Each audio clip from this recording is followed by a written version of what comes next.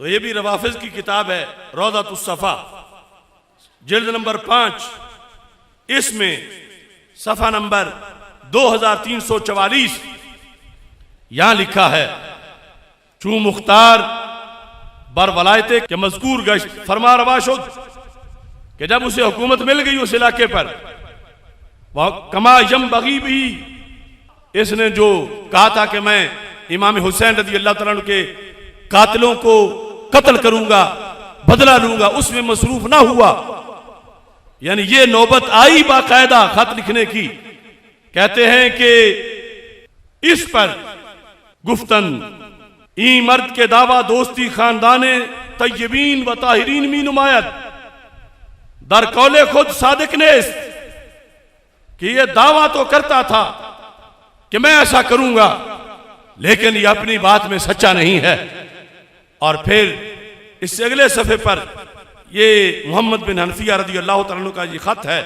लिखा है, तू बावसीला मोहब्बत औलादो अहले बैत रसूल सल्लल्लाहु अलैहि वसल्लम खुरूज कर दी व पैवस्ता इजहार ईमाना मी नमूदी,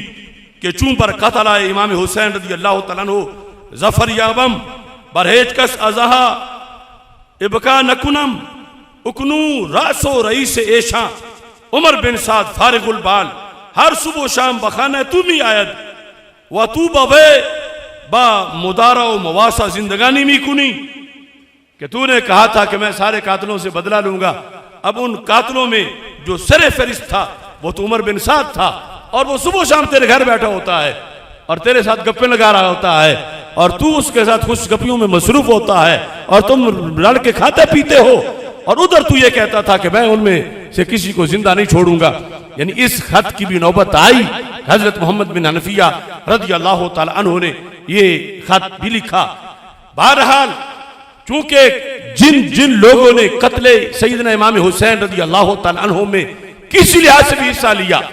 वो कायनात के निहायत कमीने लोग थे, और कातिल जो है वो कभी भी अजाब और लानत से बच नहीं सकेगा। उनसे बदले की आड़ में इसने तहरीक उठाई। उसके बाद अगर ये मान भी लिया जाए कि इसने उन में से एक एक को कत्ल भी किया, लेकिन फिर भी जो उससे बड़ा हक था उसको जब रौंदा, तो इमाम ज़ैनुल आबिदीन ने कहा कि ये तो जब अल्लाह और उसके रसूल के बारे में झूठ बोल रहा है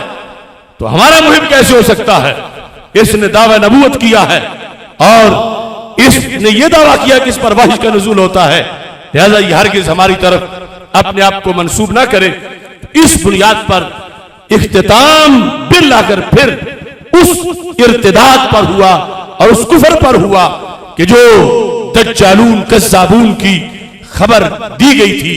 और रसूल पाक सल्लल्लाहु अलैहि वसल्लम का अपनी जगह ये फरमान हक है कि इन्नल्लाह युय्यिदु हाज़ा दीन बिर्रजुलिल फाजिर, रब चाहता है तो दीन का काम फाजिर से भी ले लेता है। अगर वो कुज़मान नामी बंदा ग़ज़वा हुनैन में फ्रंट पर लड़कर भी जहन्नमी करार पाया था और रसूल पाक सल्लल्लाहु अलैहि वसल्लम ने इलन नार फरमाया था, तो अगर किसी लिहाज से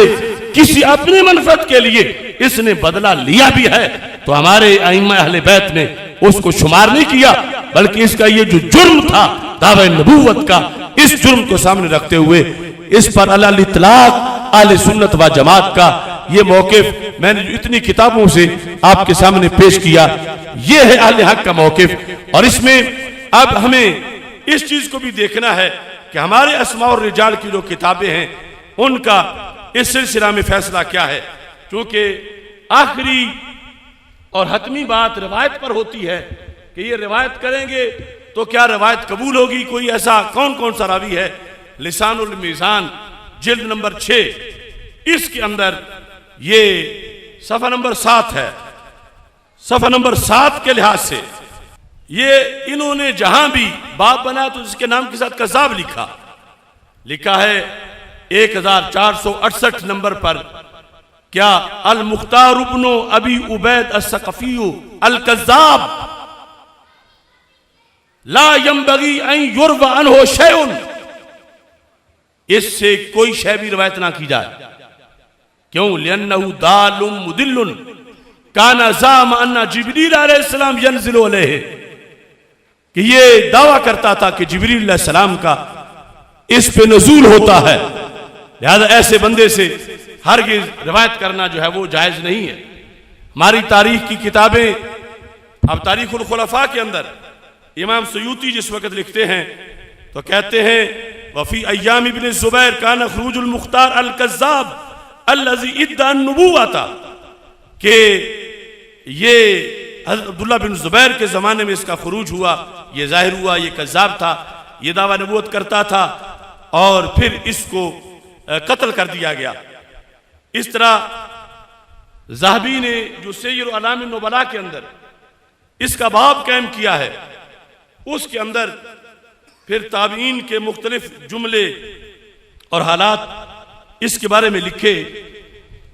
यहां तक के मुख्तार सकफी के इन हालात में यह बात भी लिखी गई ताबीन की तरफ से, जो जो इसकी दलीलें थीं उसका रद्द ताबीन ने किया। और इसमें यह लिखा है कि इन्ना जिब्रीला यंज़िलु अलैया बिल वही, ये मुख्तलिफ किस्म के खत लिखकर वो सल्तनत में लोगों की तरफ जो है वो भेज रहा था और इस तरह लोगों को अपनी तरफ उकसाने की माज़अल्लाह कोशिश कर रहा था। तो ये खुलासा आज के इस मौजू के लिहाज से अहले सुन्नत व जमात, यानी उनको जो इस सिलसिला में तारुफ होना चाहिए कि कितने कज़्ज़ाब दज्जाल, कुल तादाद उनकी क्या है और उनमें से हदीस में किस किस को नामजद कर दिया गया है और बिलखुसूस इसका तज़किरा जो है वो इन लफ्जों के साथ हमारी कुतुब में मौजूद है। और इसलिए ना इससे रवायत जायज़ है और ना ही इसके लिहाज से दूसरी सूरत हाल में कोई दुआ करना और किस लिहाज से नरम गोशा रखना इसकी कोई गुंजाइश मिलती है। यहाँ इन्होंने अल बिदाया व निहाया